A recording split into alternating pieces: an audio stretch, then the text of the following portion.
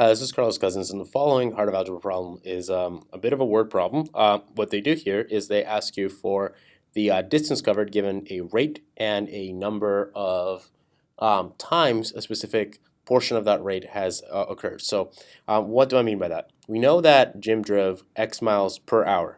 So basically what this part of the sentence means is Jim covered X miles every 1 hour. Right? So per every hour, X miles were covered. So that if you were to say something like Jim drove for 2 hours, 2x miles were covered. Let's say X were 3. If Jim drove for 2 hours, then he also drove for 6 miles, etc., etc. So that's sort of what we want to look at. Same thing here. So like 5 hours, 5x miles, etc.